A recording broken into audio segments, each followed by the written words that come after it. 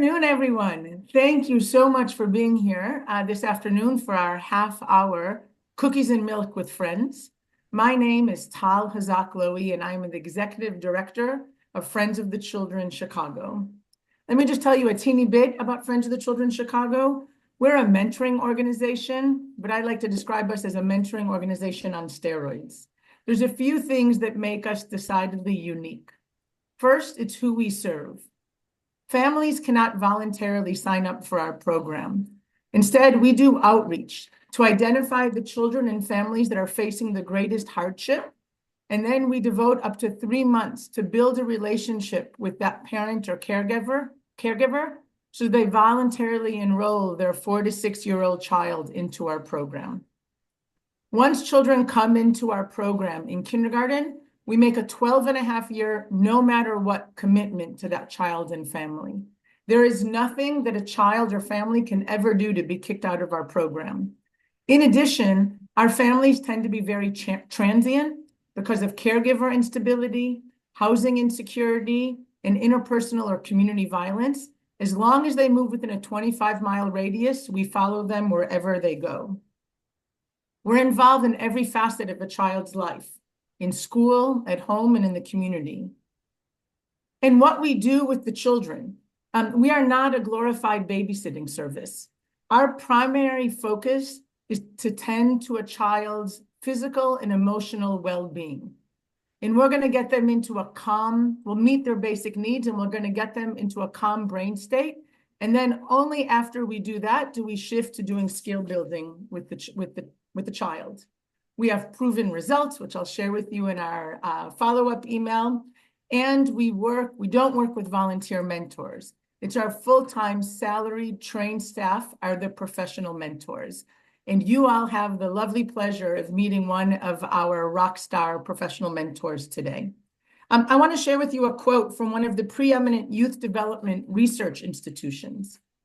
And I quote, "After decades of forming hypotheses, conducting surveys, crafting and rewriting definitions, analyzing data, and writing journal articles, Search Institute researchers and practitioners have arrived at a surprisingly simple conclusion. Nothing has more impact in the life of a child than positive relationships." And that's exactly what we do. Over the course of these next 25 minutes, I'm going to soon introduce you all to Talibah, one of our professional mentors. As you have questions, feel free to type them into the chat, and we'll either incorporate them into my discussion with her, or we'll be able to get to them at the end of our conversation. So it is my distinct pleasure to introduce you all to Talibah McDonald. Talibah has been a professional mentor with us for the last 2 years. So Talibah, welcome. Hi, Hi everyone. Talibah, can you please tell everyone a little bit about yourself and why you chose to become a professional mentor? Sure. So, a little bit about myself is my mom and dad worked, they were both teachers for 40 years, both of them each. And so I kind of grew up in that with that background of how important education was. I got to see like the impact that both of them had over the years. Like anytime I went out with them, like somebody from the past that used to be a student of theirs will always tell them how much they impacted their lives, how much they remembered them. So that always kind of sat with me, just thinking about how much and how you may not think what you do matters, but people remember that and it can affect them in a positive way, even years later that they remember. So I kind of fought it a little bit, like, but something about it just always called me back. And I did start off, that was one of my first jobs is working with the school system. And I worked as a liaison with children that were wards of the state. And just being able to build that relationship with them and that connection with them that they needed. I didn't look at them as like this kid that was so much traumatized and so much that they just needed someone to talk to and someone to advocate for them. So that was kind of like my introduction to it. And, since then I've worked as a substitute teacher. I've worked as a teacher's assistant. So my love for it just grew. I just love kids, like working with the children and hope that I can have the same impact that my parents had. But we're very, very lucky to have you on our team. So thank you very much. Talibah, like all of our professional mentors, works with a roster of 8 girls.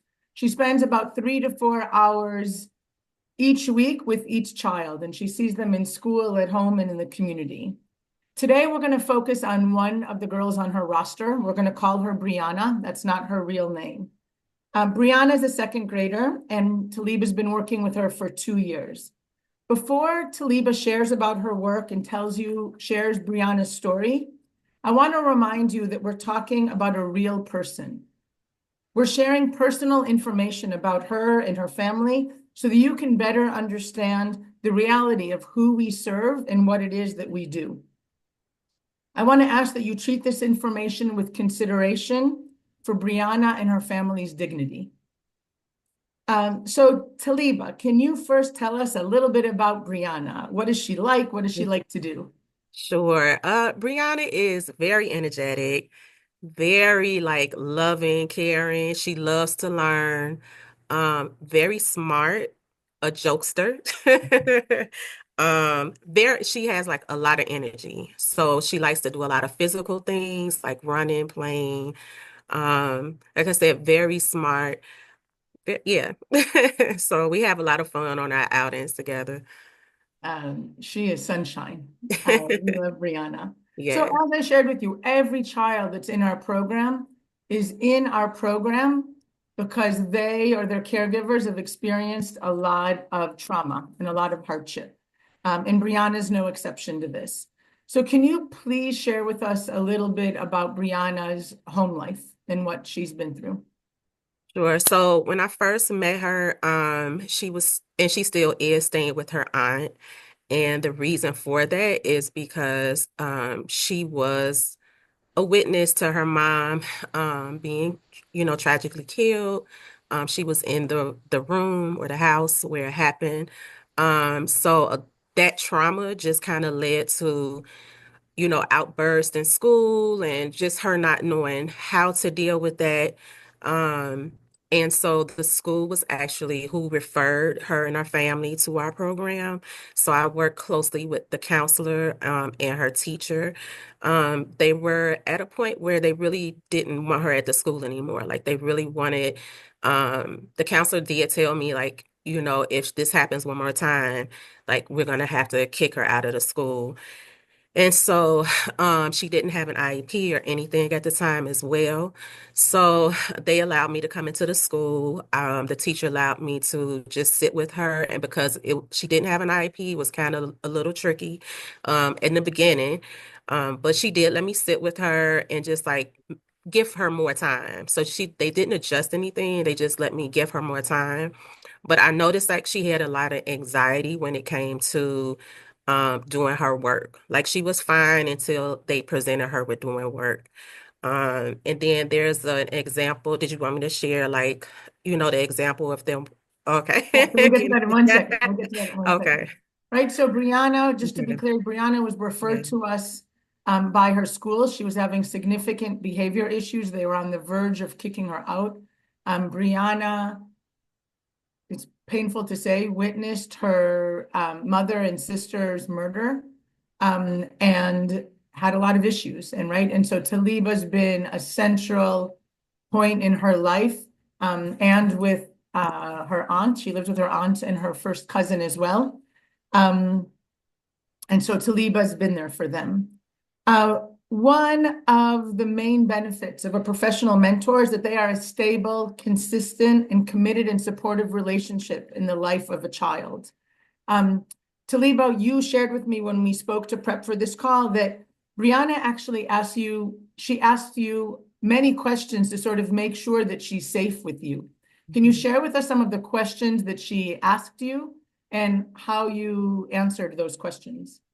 Sure. So one of the questions she asked was like, if I do something wrong, would you still like me? And that kind of stood out because it's like, she's young, and to be able to communicate that and want to have an answer so she would, know whether it's going to be a repercussion or, if she could feel safe with me. Another question she asked if what would you do like if I did something bad? Like she wanted to know how I would respond to that. And we talked about it, and I was just like, of course, if you do something that's not, right, or, if you do something that you consider bad, like that's something that we would talk about. It's not something that I would like, but that's something that we would talk about. And the best thing that I could tell her is like, these things are set up to keep you safe. Like when I have you with me, I just want to make sure that that we keep you safe. So this is not a form of punishment, talking to you about your behavior, but it's just, I want to make sure that you're, safe in the world and safe with me. So, And one of the things that I love that you said to me yesterday was that you told her that maybe I won't like something that you do, but that hmm will never impact that I'm always going to love you. yes, yes, Um, for which is sure. so good. So the first thing the professional mentors pay attention to when they're with a child is their overall well-being. Are they hungry? Are they tired? Are they angry?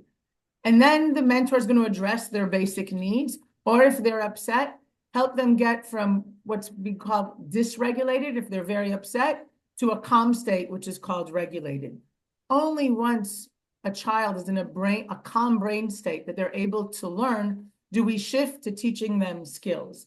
And we have 5 focus areas we work on with children in the early elementary ages, from kindergarten to 5th grade.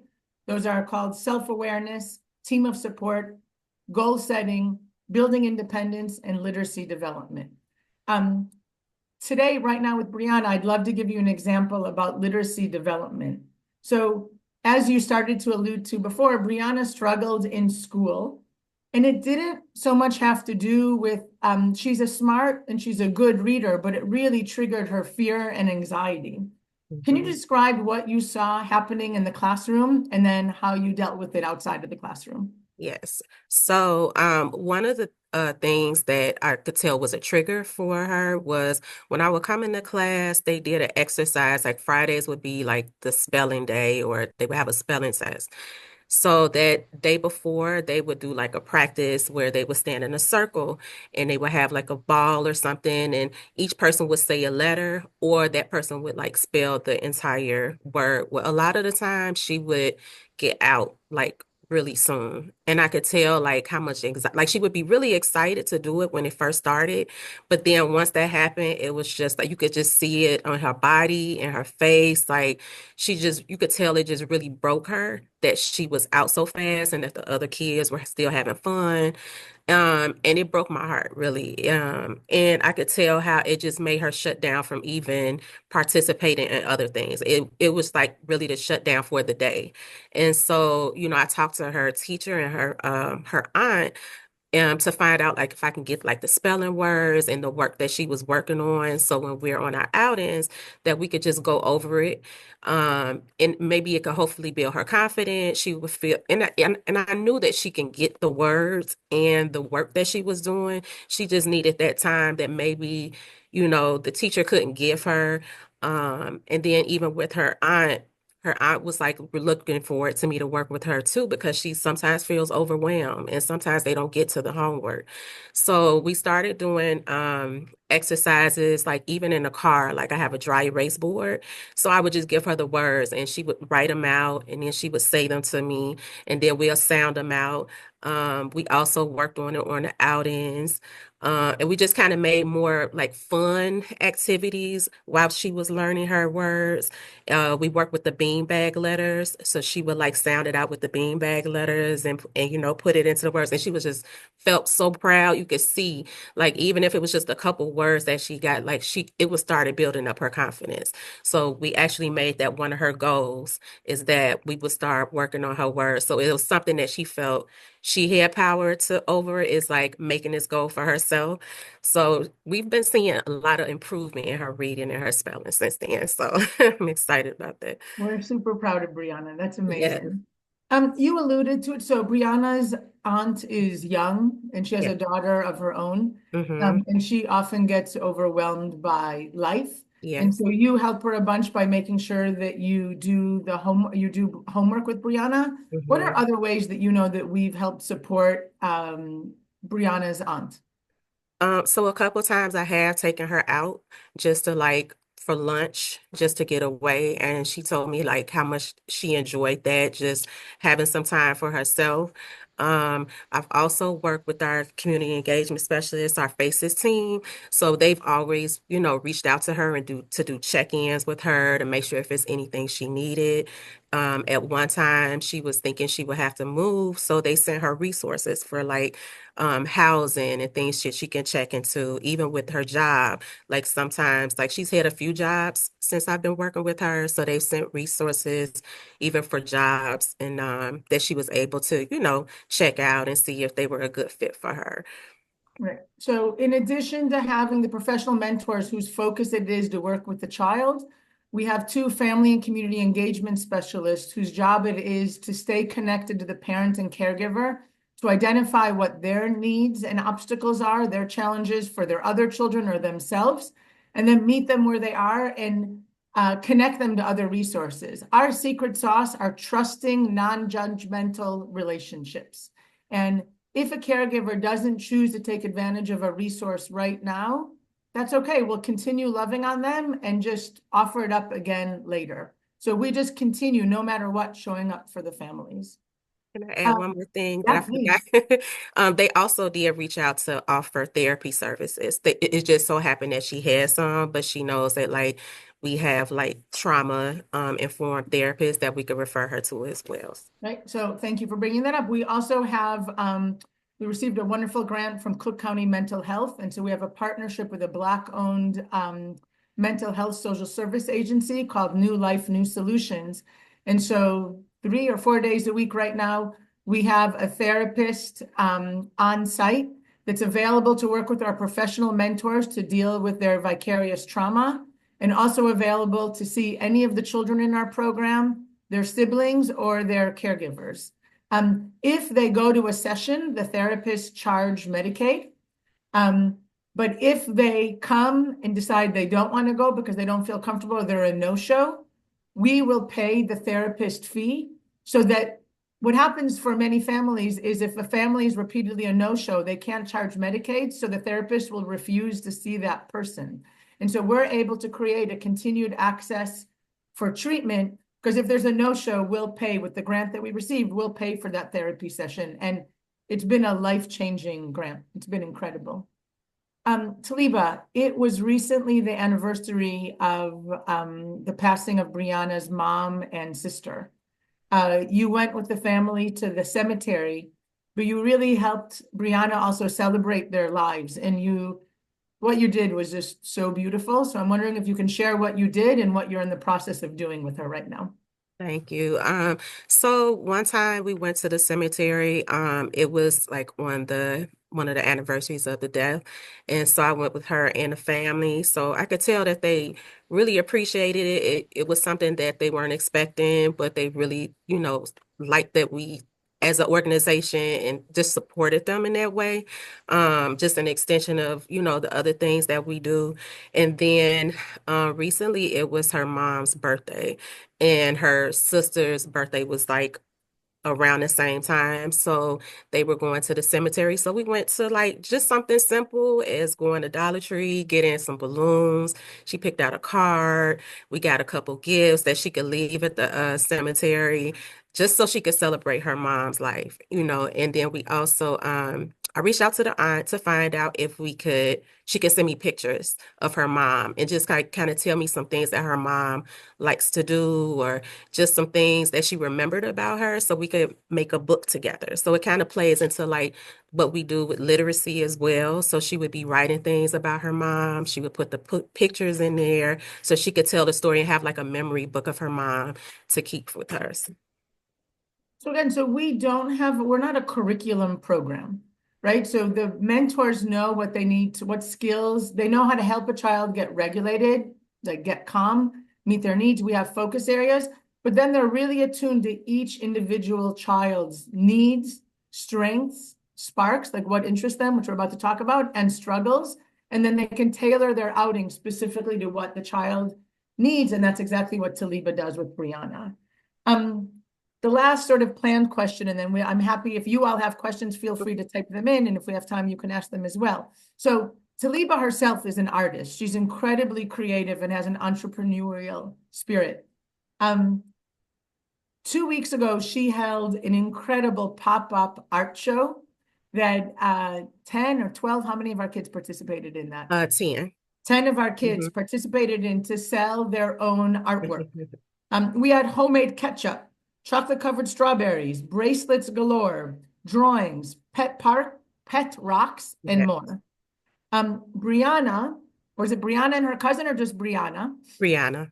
So Brianna sold headbands. She decorated headbands. I'm wondering if you can share with us how you use arts and crafts with your girls, and how did Brianna and the other kids feel about the pop-up show? Please take down the slide. Yeah, thank you. So, on the outings, you talk a lot with your with your kids, so you get to know like what they've been very expressive and what they like and what they don't like. Even if it's something that, is new to them, I'll let them try it just to kind of get a feel because, sometimes they may not know. It's like, oh, okay, I didn't think about this. So we spend a lot of time together. We do a lot of activities. I give them a lot of input on what they want to do, and that's kind of how we plan sometimes for like the following outings. Like, so that's kind of how I find out like what they like, and we'll kind of build on that. So I was like, oh, I had an idea. So that is my background is business, and I do a lot of creative things and designing. And so I always wanted to do like a pop-up shop or, like an event, something like that, where they could showcase like something that they like. And I wanted it to be something that they really like so they didn't feel like it was work. So they really got into it. I kept in touch with like the caregivers to let them know like every step of the way, like what we were working on. And so once they told me what they wanted to do, I got the supplies, and Fallon was, very helpful in getting the supplies for them as well. And so we worked on that in addition to the things that we work on our outings. We just kind of added that on. So they were looking forward to it. They had a great time. Like a couple of them came up and hugged me, like, thank you. But I also found that it was great because it helped like the girls bond even with their families in preparing for the pop-up shops. Like they spent a lot of time working on it together, doing the boards and, doing the work. So Right. yeah. And one of the things, I think the pride that the caregivers and parents and caregiver, I sort of use those terms interchangeably because not all of our children live with their biological parent, but the parents and caregivers got to feel really proud of their children and then proud of themselves for their children. And it was like a wonderful gift to give them. We invited our board to attend and everyone on the staff attended, but going forward, we'll make sure to invite the whole community to come as well because they were really incredible entrepreneurs. Yes. So I want to open it up for questions. I have one question that was just sent to me. Taliba, people want to know, like, how does Friends of the Children prepare you for this position? What sort of training and ongoing support do you receive? So when we started, we read books that were very relevant to what we would be kind of walking into as far as working with the children, how to talk to them. I think one of the books that I can't remember the name of it, but it was like one of the most impactful things for me. It's just What how to, happened to you? Huh? What I think happened to you so. Yeah, by I think Bruce Perry and Oprah Winfrey. yes. It's an excellent book. Yeah, and we Felix brought it and we would have it like in the group settings and read the chapters and talk about it. And one thing it really taught me was how to word what you say, because we may say something and may not think like that the child may interpret it different than what we mean. So it just made me really be intentional about how I ask questions, what I say, and how I listen and how I respond to kids. So that was really impactful. And then we do have trainings where we've had literacy specialists come in and just teach us how to work with the kids with reading and how it impacts their brain. And just like even with the regulation that Tom talked about, like just how to get them in a good state before we even start the outing because nothing is going to, work or get done if the kid is like has a lot that they're dealing with mentally and they can't focus on, the outing itself. So I learned a lot with the trainings for sure. Amazing. Thank you for that. Brianna right now is in second grade. She started with us when she's in kindergarten, and we are committed to staying by her side until the end of high school, no matter what. And so Talibah and our other professional mentors are there for our kid. We don't promise that they're going to have the same mentor for all 12 and a half years, but they will be in the organization and with us for all 12 and a half years. So let me just see if we have any other questions, because I could keep talking forever, but I want to make sure.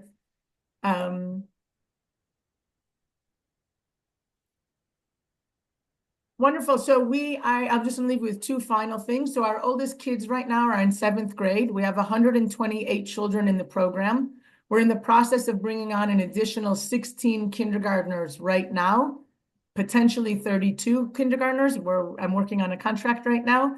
And right now we're flushing out what our middle school years are going to look like. So we're going to call the kindergarten through fifth grade phase the foundations years.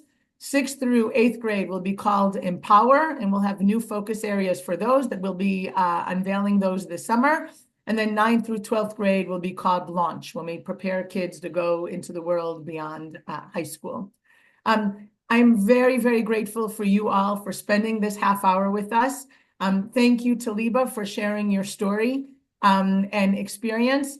And we very much hope that you all will continue to stay engaged with us. And thank you very much for your support. I wish you all a wonderful day.